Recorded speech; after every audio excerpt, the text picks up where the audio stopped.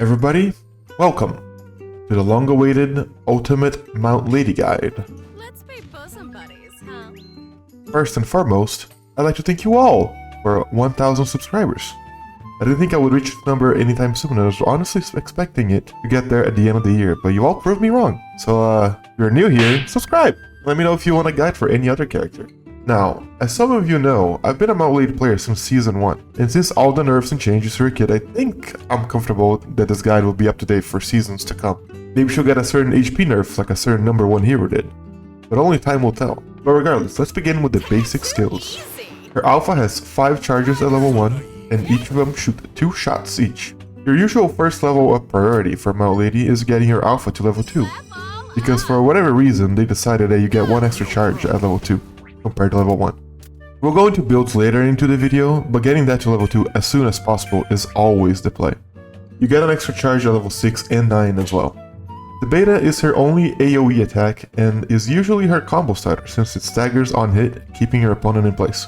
Since the nerfs, its vertical hitbox has reduced dramatically at level 1 to 3, making it incredibly difficult to hit on a ramp-like surface. I do recommend if you are inevitably in a scenario that you try getting the high ground, as the hitbox of the enemy is more likely to be hit. Both the vertical and horizontal hitbox gets bigger at both level 4 and level 9. I personally try getting the stomp to level 9 as soon as possible for that reason. Not only because of the bigger hitbox, but because at all levels the stomp can hit through walls. They can catch people at corners way easier. The stomp is not the only move in her skill set that hits through solid objects though, but we'll get to that later. The Gamma is the only skill that has no dramatic changes across all levels. It is your least prioritized move to level up. Not to say it's bad, but it's mostly for movement and combo, starters / finishers. The only thing that changes on level up is its damage. Distance and reload speed are the same across all levels. Now the real meat of the movement you can reach with the Gamma is with a grounded kick followed by a jump. This movement is not possible in the air, which is why I call it a grounded kick. As you jump mid-gamma, you can hold any direction afterwards and send flying at max speed towards said direction, even backwards. This is a great tool to chase people down into alleyways, in the new map, or better yet, running away in an unpredictable direction. Most people would just be lost trying to figure out where you went. In this game, having high enough movement for your opponent to lose sight of you is key to surviving. Another thing regarding the gamma jump castle is that even if you kick in the air, as long as you touch the ground mid-gamma, you can cancel it with a jump as well. The best way to get around as Mt.Lady is of course with her kicks, but sometimes you need to save the kicks for an engagement or if they are on a cooldown. So what you do to move around a bit faster then is what we call the sprint jump melees. It's not a lot of extra movement, but it might just be enough speed to give you an edge of chasing someone down or running for your life. That's all her base skills, so let's talk about her huge combo potential and combat game plans. Since the beta nerfs, you can't really use 2 of them in a combo, but it doesn't mean you shouldn't. Sometimes you want to keep your target in place for your allies to get in range to hit them, so hitting 2 stomps into your office will knock them into invincibility frames, but it would also stop them from running, letting you reload your kicks to continue chasing. The second most basic combo you can do to start with is just a simple stomp into your alphas. It's simple but effective. The third most basic combo you can do is a stomp into 2 alpha shots into a kick, if you want to keep them in place. But now let's get to more complex ones. For this one, you go for a stomp into alphas, into a melee hit, into more alphas. It's not a true combo, but will catch most people. If you do want a true combo, you go for a stomp into melees, into a single alpha shot, into a kick. For the kicks to land properly, you need to be backing away while shooting a single alpha shot so that you don't whiff the kick. But if they are by a wall, that's not a concern. One note, most of these combos start with a stomp, as they are usually easier to hit in the middle of combat. But if you're catching someone off guard, you can always land a few alphas from above and land with a stomp before they can react. But here's a combo that starts with a kick instead of a stomp. You see, you can cancel the kick with a stomp at any time after startup, which makes it easier to get behind shields as well, like so. If you land a kick near the ground, you can go from a kick to a stomp and do one of the combos I've explained before as well. Or you can do her most complex combo, one of which I still have yet to master. You first catch them with a kick, jump out before the final hit with a grounded kick cancel, land alphas on them while they're staggered, and then land another stomp. Run in for a melee, and fill them with alphas afterwards.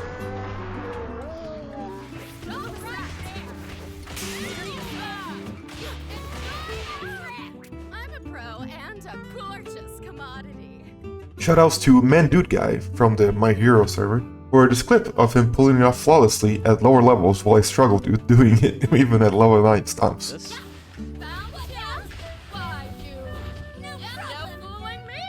Something you can do during the combos as well, to keep you safer from incoming damage from other enemies, is to sprint jump while you shoot the alphas. It's good to avoid standing still in this game after all. And that's the extent of our combos. Of course, these are malleable and you can freestyle depending on each situation you find yourself in, but that's something for you to figure out for yourself. Now let's begin with the giant form. To start off, I must say this. You cannot use items while huge, no cards or healing pots, and no, even if you activate a card before you go huge, it's consumed on the spot no matter the level. Say goodbye to those level 9 damage cards you grinded the entire match for. Most, if not nearly all of the top tier Mt.Lady players almost never use it, because well, it turns you into a giant damage sponge that everyone in the vicinity will shoot at. It's almost unanimous within the player base, even myself. If you see a giant Mt.Lady anywhere near you, you shoot it, and in most situations the Mt.Lady gets shut down and usually dies. But that's not to say the giant form is weak, it's just very situational, niche, if you will. You can't just press it and expect to just stomp out the competition, although that's what I'm here to teach you to do. You see, just like the regular beta, Giant Form Beta also hits through walls, and its size increases tremendously at level 4 and level 9. On the new map, you can lock down entire buildings with this. That being said, you should almost never stomp while standing on the ground, for that will give a warning to the enemies of when it'll hit the floor, making it way easier to dodge, and avoid the damage entirely. You should always jump before using the beta. In the air before you land, you can always shoot a few alphas if you want to, and then land with the beta. Although that can impair your vision a bit, so I usually don't do that. It's all preference. Speaking of the alphas, they do a lot of damage when they're huge, but only if they land directly on the enemy, which is not easy to do because they're slow. Thankfully they still do damage in the AoE as they land doing reduced damage. But hey, you can't dodge up to 14 meteors coming your way that easily, which I recently found out can hit through walls, unless they are rapid. That's when you can pull out 2 nifty tricks. The easy answer is the Gamma, the big kick. Same as regular form, nothing changes as you level it up outside of damage, but the damage it does is massive when huge as demonstrated. It's also a great runaway tool because it takes you halfway across the map if using both chargers. Now the other trick I like to pull on rapids, or really anyone that I catch in the air really, is actually probably the most unused ability in the game. The giant melee attack. It's slow and sluggish, yes, but it's devastating if it lands. If you catch someone that's in the air with your kick, and do an air recovery tech, you can almost guarantee you can land your melees on them. And boy oh boy do they get staggered through the entire slow 3-hit melee combo. It's basically unavoidable. And guess what? If your teammates are ready, they can just fire at the target of your combo for free damage a la Denki stun. The only way to get out of that situation is with an armored move before getting hit. But the thing is, nobody expects that. I'm probably the only Mt.Lady player that uses melees with a giant. After doing some tests, I can safely say that this is what the hitbox looks like with the melee, as it's not very clear in the game. It's like a cylindrical pillar in front of you for all hits, with the last hit being much taller, since it's the uppercut. Now let's talk about how you should approach a fight when going huge. First and foremost, you need to analyze each situation thoroughly, and honestly, most of that comes with experience. But I can give you a generalized tier list for that as well, as characters to focus down before going huge. Or if you are already huge, you focus down or skedaddle. If there are 2 or more beamers on a team, you should never really go big unless they are already losing a fight. Going big is a tool you can use to chase them down or stomp them out or throw down meteors at them. So starting a head-on fight with multiple beamers is death. If they split up, your health bar will not survive.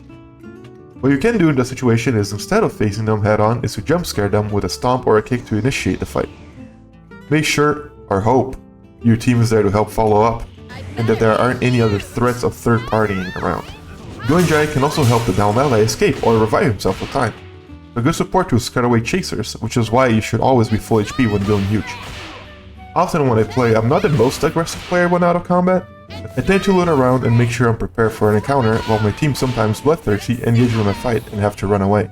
When that happens, I just tell them to try and run behind me as I turn giant and become a problem for the chasers, which usually give up pace or die trying to. Another way to engage with giant form is after hitting them with a kick or landing a combo that puts them into a hard knockdown state, you can turn giant while they recover, making it so they wake up to you already in the advantage. But keep all my other points in mind as well, with the awareness of your surroundings, and you should really only do this if you have high enough HP, of course. Here's a tier list of characters that you should be careful going huge around. From the bottom, there's not much to say about any of the characters in the low threat, as they don't do enough damage and they can't knock you out of giant unless you let them, really. On the mid threat tier, there's more than annoying characters than threatening characters. Aizawa can lock down your quirks when you're a giant, but it's usually a good thing when he does that. Aizawas can't really do anything to a giant lady outside of using the special action because for whatever reason, they can't use their alpha to flying kick her. So they just end up using their entire charge of special action just looking at the giant lady, making so he can't spam that ability on your teammates. And if he doesn't do that, you can just focus him down so it's a lose-lose situation for him. As for Ochako and Dabi, they can knock you out of giant with their betas, and Gamma for Dabi as well. But it's not the most damaging tool and it allows for you to skip afterwards. In Momo, he can knock you out of giant with her shield bash, but it's very easy for you to avoid that. You can just stomp her. And the cannons, yes, they do hurt a lot, but if you're aware there's a Momo, then it shouldn't be a problem. The only problem with Momo is if she catches you off guard, which should never be the case if you're paying attention to your surroundings when going big. Not much to say in the high threat tier, outside of the fact that they will just shoot at you and deal tons of damage. Dog is the only one that can really knock you out with her beta at this tier, but only if both beta hits land. On the big threat tier, he will do just tons of damage while keeping you giant, except for Rapid Bakugo.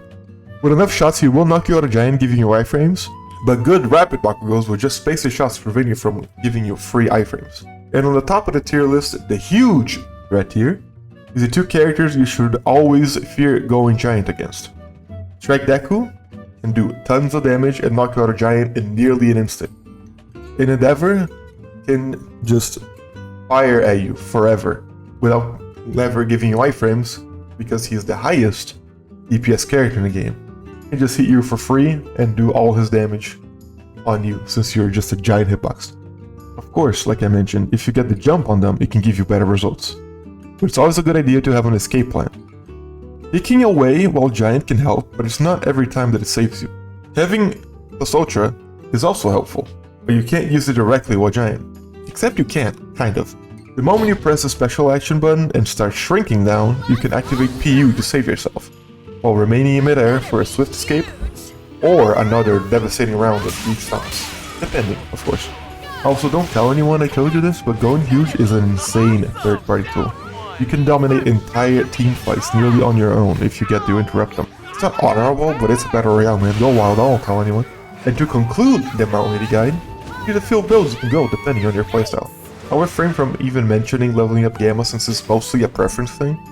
But getting Alpha and Beta to level 9 is definitely higher priority than ever leveling up the Gamma. Hell, even when I'm playing with other Assault characters, if I ever see a Gamma card, I'll just tell them to pick it up because I don't need it. Support Lady, which is my usual go-to. I just level up Alpha to 2 at the start, of course, the Beta to 4, and then depending on how the game is going or how I'm feeling, I either level up the Alpha to 6 and Beta to 9, or Beta to 9 and Alpha to 9. Since the Beta nerfs, getting Alpha to 9 first is better, but I enjoy having a bigger hitbox, so getting the extra bullet at 6 is usually enough for the Alpha to do good work.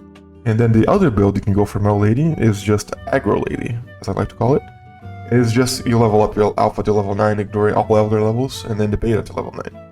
That's what most higher ranked Mt.Lady players do. Getting the Alpha leveled up early is good to burst down peeps, and they are confident enough to hit the betas even in their lower levels. But yeah, that's about it for the Mt.Lady guide. Thank you for watching, and if you need any more tips, you can just watch my videos, because I play Mt.Lady a lot.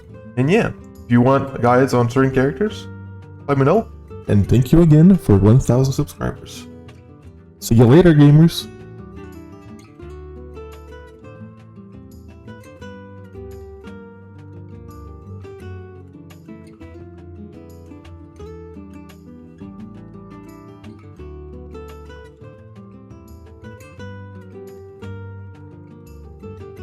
I'd like to thank my YouTube members for their support.